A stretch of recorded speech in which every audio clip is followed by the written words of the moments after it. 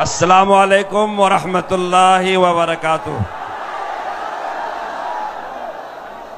आप लोग चंद मिनट मुझे गवारा कर लें, मैं शायद आपके फायदे की कुछ बातें अपने बड़ों की तरफ से आपको पहुंचाऊं। बिस्मिल्लाहिर्रहमानिर्रहीम, नहमदुहु व नुसल्ली अला रसूलिहिल करीम, अम्मा बाद।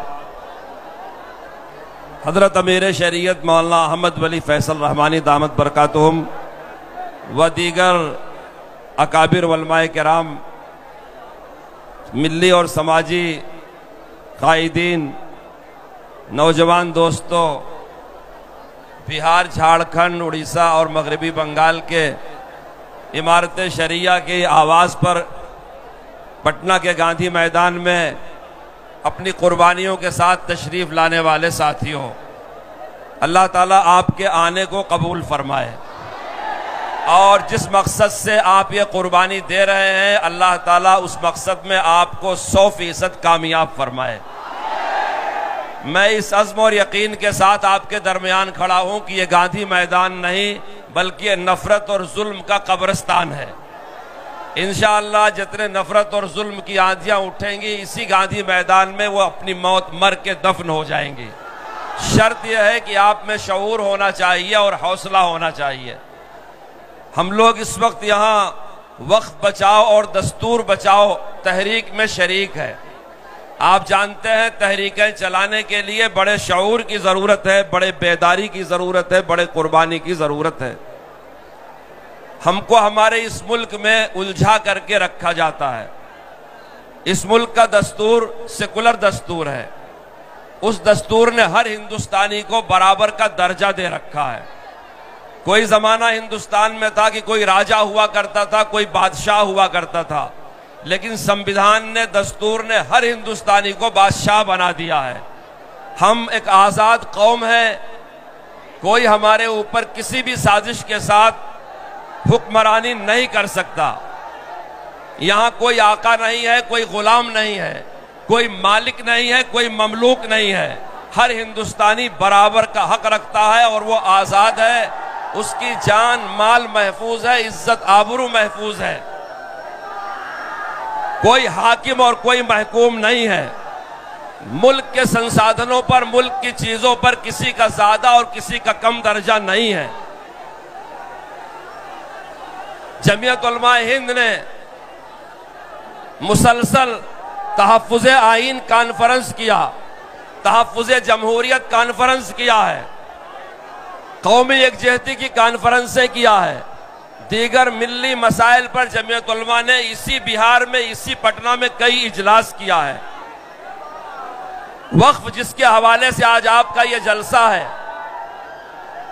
जब वक्फ के बारे में ये काला कानून बनाया गया और अभी वो दोनों ऐवानों में पेश नहीं हुआ था और वो कानून नहीं बना था बल्कि कानून साजी के मराहिल से गुजर रहा था, तो हजरत सदर मोहतरम अमीरुल हिंद मौलाना सैयद अरशद मदनी दामत बरकातुहुम ने इंदिरा गांधी इंडोर स्टेडियम में 3 नवंबर 2024 को एक बेमिसाली और तारीख साज इजलास बुलाया और इसकी पुरजोर मुखालफत किया। उस इजलास में हजरत ने, आप मेरी बात को गौर से सुने, उस इजलास में हजरत ने जमीयत उलमा बिहार के जिम्मेदारों के जरिए से आपके चीफ मिनिस्टर साहब को भी मदऊ किया था, मगर इनकी बदकिस्मती ये वहां पहुंच नहीं सके। जिन 2 बैसाखियों पर फिरका परस्तों की हुकूमत चल रही है, हजरत ने आंध्र प्रदेश के चीफ मिनिस्टर को भी दावत दिया था। वो खुद नहीं आए लेकिन अपनी पार्टी के नायब सदर को भेजा। उन्होंने 3 नवंबर के इंदिरा गांधी इंडोर स्टेडियम में ऐलान किया कि हमारे सीएम और हमारी पार्टी इस वक्फ कानून को मंजूर नहीं होने देंगे। लेकिन दुनिया ने देखा बाद में क्या हुआ। हजरत ने 3 नवंबर के बाद 24 नवंबर को इसी पटना में बापू सभागार स्टेडियम में अपना एक तारीखी इजलास जमीयत उलमा बिहार के तहत बुलाया। हजरत सदर मोहतरम ने शिरकत किया। यहां भी बहुत सारे लोगों ने इस बात का तयक्कुन दिलाया, कहा कि ये काला कानून वो सेकुलर लोग जो फिरका परस्तों के सपोर्ट और सहयोग में हैं, जिनकी बैसाखियों पर ये फिरका परस्त सरकारें चल रही हैं, वो इसको मंजूर नहीं होने देंगे। हजरत ने फिर 15 दिसंबर 2024 को सूबे आंध्र प्रदेश की तारीखी शहर कड़पा के आजाद नगर मैदान में बहुत तारीखी इजलास किया और अपनी बात वहां रखी और हिंदुस्तानी मुसलमान और हिंदुस्तानी सेकुलर अवाम क्या चाहते हैं वहां की सरकार को अच्छी तरह वाजे कर दिया। जब भी लोगों ने यह कहा था कि ये सेकुलर सरकारें हैं, ये कभी दबाव में नहीं आएंगी, मगर आज के इस इजलास में मैं आपको कहता हूं, मुझे अफसोस है इन दोनों बाबुओं पर जिनको आप और हम सेकुलर समझते हैं, हालांकि ये जबरदस्त फिरका परस्ती के दबाव में है। होना यह चाहिए था, अगर किसी मसले से इन्होंने सपोर्ट किया था तो ये डरा करके अपनी बात कह सकते, मगर मुझे अफसोस है ऐसे सेकुलर लोग जिनको इस मुल्क की रियासतों में अरसे दराज तक चीफ मिनिस्टर रहने के तजर्बात हैं, जिनको लोग सोशल समझते हैं, खिदमत गुजार समझते हैं, सेकुलर समझते हैं, जिनसे इंसाफ की उम्मीदें रखते हैं, वो फिरका परस्तों के दबाव में आ गए और उन्होंने इस कानून को मंजूर होने में पूरा सपोर्ट दिया।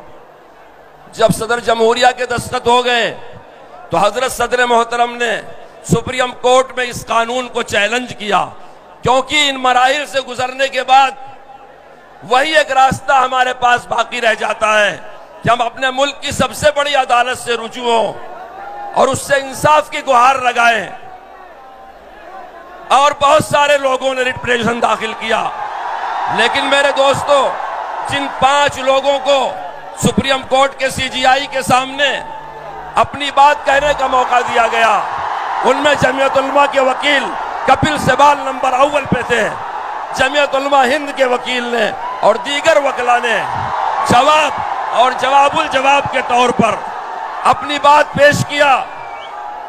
फैसला जज साहिबान मोहतरम ने महफूज कर लिया है। हमको यकीन है कि जब भी फैसला आएगा तो इंसाफ और अदल का फैसला होगा। आज पटना की सरजमीन में अमीर शरीयत मौलाना अहमद वली फैसल रहमानी ने वक्त की जरूरत को समझते हुए दस्तूर बचाओ और वक्त बचाओ के नाम पर इतनी अजीमुशान कॉन्फ्रेंस बुलाई है कि इंसानों का ठाठे मारता समंदर गांधी मैदान में भरा हुआ है। हजरत सदर मोहतरम मौलाना सैयद अरशद मदनी अमीरुल हिंद दामत बरकातुहुम को हजरत अमीर शरीयत मौलाना अहमद वली फैसानी दामत बरकातुहुम ने फोन किया था। हजरत की सेहत नासाज है, हजरत खुद तशरीफ नहीं ला सके, अपना पैगाम भेजा है और ये जाहिर करने की कोशिश किया है कि हजरत अमीरुल हिंद का एतमाद हजरत अमीर शरीयत को हासिल है, उनकी ताईद हासिल है, उनका ताउन हासिल है। मैं हजरत के पैगाम को आपको पढ़ के सुनाता हूँ। अल्हम्दुलिल्लाह वस्सलातु वस्सलामु अला सय्यदना मुहम्मद व अला आलिहि व असहाबी अजमईन। मोहतरम हजरात, अस्सलामु अलैकुम व रहमतुल्लाहि व बरकातुहू। ये सलाम आपको अमीरुल हिंद सदर जमीयत उलमा हिंद हजरत मौलाना सैयद अरशद मदनी दामत बरकातुहू पहुंचा रहे हैं। इमारत शरिया बिहार, उड़ीसा, झारखंड व मगरबी बंगाल के वक्त बचाओ दस्तूर बचाओ कॉन्फ्रेंस पटना में मैं खुद शिरकत का इरादा रखता था, लेकिन तबीयत की खराबी की वजह से ऐसा मुमकिन ना हो सका। मैं इस प्रोग्राम की कामयाबी के लिए दुआगो हूँ और इन तमाम लोगों की काविशों और कोशिशों को कद्र की निगाह से देखता हूँ जो इस प्रोग्राम के इनेकाद में पेश हैं। वक्फ के तहत मस्जिद कुबा बनाई और मदीने मुनव्वरा में भी वक्फ की जमीन पर मस्जिद नबवी बनाई गई। वक्फ का मसला हमारा दस्तूरी हक है। मौजूदा हुकूमत नए वक्फ तरमीमी कानून के जरिए मुसलमानों से वह हुकूक छीन लेना चाहती है जो उसे मुल्क के आईन ने दिए हैं। मौजूदा वक्फ कानून आईन में दिए गए बुनियादी हुकूक की खिलाफ वर्जी और मजहबी उमूर में सरी मुदाखलत है और यह मुल्क की एकजहती और सालमियत के लिए इंतहाई नुकसानदेह है। हमने इस तरह के जुल्म और नाइंसाफी के खिलाफ पहले भी लड़ाई लड़ी है और आइंदा भी लड़ेंगे। वक्फ इस्लामी शरीयत का बुनियादी हिस्सा है। इसलिए इसमें कोई ऐसी तरमीम काबिल कबूल नहीं हो सकती जो इसके मजहबी किरदार और शरई बुनियाद को मुतासिर करे। मुसलमान ही क्या, किसी भी मजहब का मानने वाला अपने मजहबी उमूर में किसी तरह की मुदाखलत बर्दाश्त नहीं कर सकता। परेशानी की बात यह है कि हिंदुस्तान के अंदर लाखों औकाफ हैं, लेकिन मौजूदा हुकूमत इस कानून को लाकर इन औकाफ को हड़प करना चाहती है और मुसलमानों की आंख में धूल झोंक कर कह रही है कि यह कानून औकाफ की हिफाजत के लिए लाया गया है। जमीयत उलमा हिंद कानूनी लड़ाई के साथ साथ मुसलमानों, दूसरी अकलियतों और इंसाफ पसंद लोगों के साथ तमाम जमहूरी व दस्तूरी ज़राए का भी इस्तेमाल कर रही है। इस लड़ाई में तमाम अपोजिशन पार्टियां, मुल्क की तमाम मिल्ली तंजीमें, इदारे और लोग मुत्तहिद हैं। हमें खुदा की ज़ात पर मुकम्मल यकीन है कि अगर हमने मिलकर लड़ाई लड़ी तो कामयाबी हमारा मुकद्दर होगी। अगर हम इत्तेहाद और इज्तिमाइयत के साथ आगे बढ़ते हैं तो फिरका परस्त ताकत खड़ी ना रह सकेगी। इसलिए हम कहते हैं कि आईन बचेगा तो ही मुल्क बचेगा। याद रखिए, हमारी कामयाबी इस बात में मुज़मर है कि हमारी पूरी तहरीक पुरअमन और कानून के दायरे में रहे।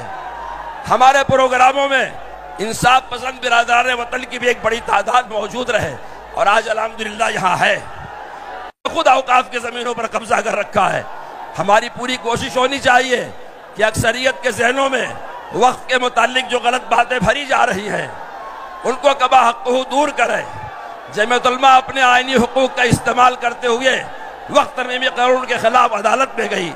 इस मामला पर सुप्रीम कोर्ट ने जिस तवज्जो और संजीदगी का इजहार किया, इससे साफ इशारा मिला कि अदालत महसूस करती है कि यह हसास मामला है और वक्फ तरमीमी कानून एक गैर आईनी इक़दाम है।